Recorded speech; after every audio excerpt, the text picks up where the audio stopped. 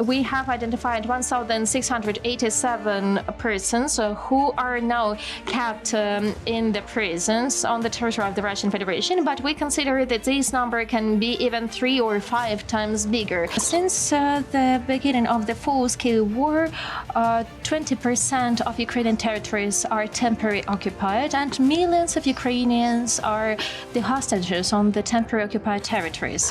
They are tortured to death, or they are kind of dying due to brain strokes or heart strokes. POV is a status which was designed to protect people. We have documented evidences of people dying on the territory of the Russian Federation. Hello and welcome to Ukrainian Flames, a special project by Ukraine Media Center, and I'm your host, Matt Wickham. In this episode, we will discuss the fate of Ukrainian civilians illegally detained by the Russian Federation.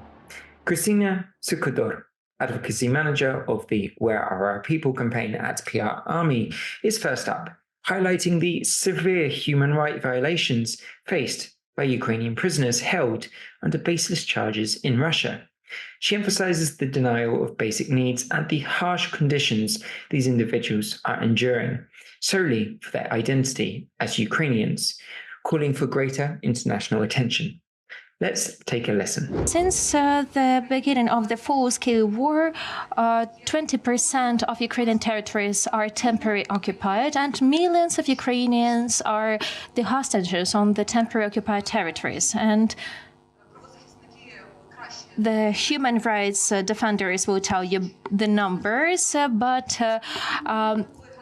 thousands of people are behind the bars in Russian prisons on trumped-up charges. So these people have their rights are violated, and the Russian Federation violates any human rights and moral rights and rules. These people are tortured. These people are behind the bars. Their relatives doesn't know anything about the house of these people, and they do not have the access to basic needs. And unfortunately, we have so many examples when these people, these civilians, are just dying. They are tortured to death, or they are kind of dying due to brain strokes or heart strokes. And that is what the Russian Federation says. And of course, we can only guess what actually happens with these people. The relatives of these people, they are just desperate. For example, yesterday, in the center of Kyiv, in the capital, there was the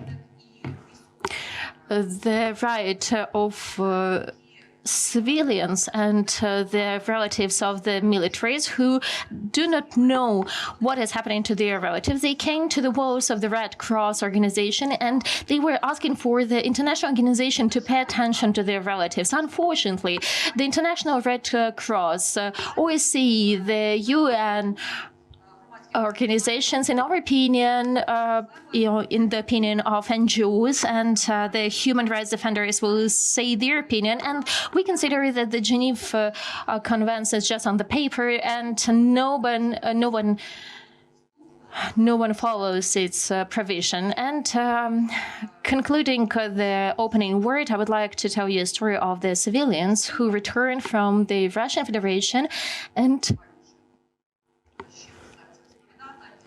it's a very touching story. This is a story of Elena, who stayed for 8 months in detention, and that were her neighbors who gave up her to the Russians because she was the wife of the military man, of the serviceman, and she stayed there for 4 months. And then it was said they made a movie like she sent to the territory of Ukraine. And after this movie was released, she was given to the labor abuse, labor tortured, and they were tortured, they were sexual abuse, and they were doing everything possible just to survive. That is just one single story out of millions.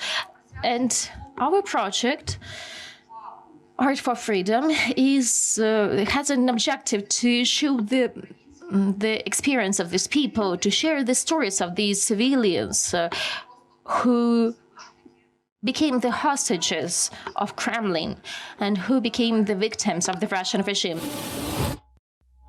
Oleksandra Romantsova, Executive Director of the Center for Civil Liberties, Tribunal for Putin, T4P initiative, stresses that prisoners of war, POWs, are protected under international law and should never be treated as targets.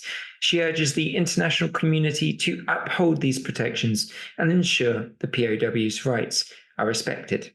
Let's listen. We will have the tour of the relatives who are bringing the other exhibitions, and it's important, very important. All of us are in distress, but on the international level, the art forces, the art impact, with these things we can raise this question again and again for the diplomats and the politicians.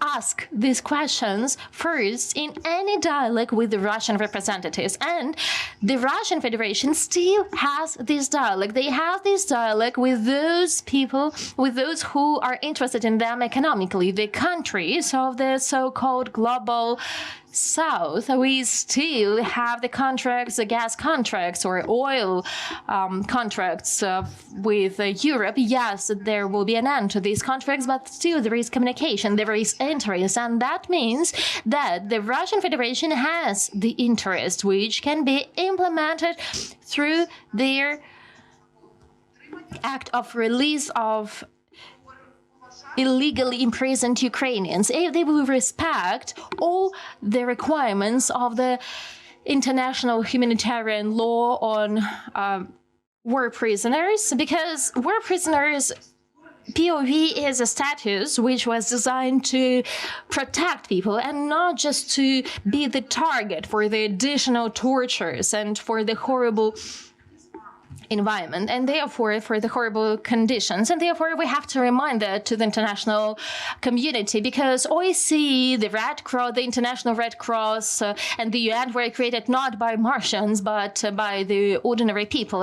And if they did something like that, we are able to create something new, and the part of this has started. The Rome Statute allows us to change the International Criminal Court. We are more active in the UN, and altogether we can change the situation.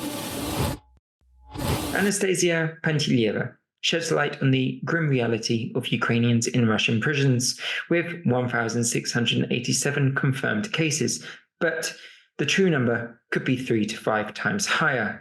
She underscores that these individuals are not only tortured, but also forced to confess to crimes they didn't commit, calling for urgent international attention. We are documenting the war crimes on the temporary occupied territories. At that time, before the full-scale war, that were the territories of Luhansk and Donetsk Oblast and the Republic, the Autonomous Republic of Crimea. And so far, we can see that the tendency of occupation of the Russian Federation of the other countries, in this case, Ukraine, did not change so far. That is filtration of the civilians, that is imprisonment of the civilians, tortures, prosecution, deaths during their detention, murders, and all of these things are just the geography of these things have changed, and it was typical for in 2014 for temporary occupied at that time territories of Luhansk and Donetsk Oblast. We are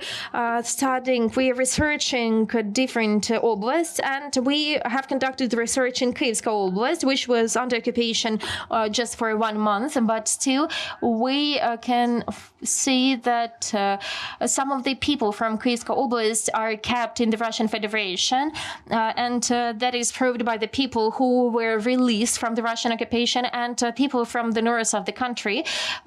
Mostly, they were brought to the territory of the Russian Federation together with POWs, Ukrainian POWs, and they are kept in the same places in different colonies and prison bases, and they are tortured, and they are kept not in the proper conditions, and Due to these reasons, we have documented evidences of people dying on the territory of the Russian Federation during the detention, and there are both defenders, militaries, and the civilians. All in all, we have identified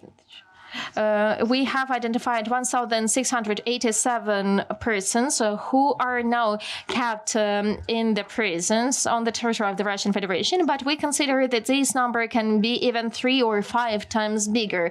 The thing is that due to low speed of identification of these people, and it takes time to interview these people, to find the facts, and of course in this way we know less than we would like to do that. If we're talking about the other oblasts, we are also making the researches on the southern territories of Ukraine, and the occupation is longer there for 2.5 years. And there we have the occupational so-called Institute of Law Enforcement of Justice, where the people are not just tortured, but they are made to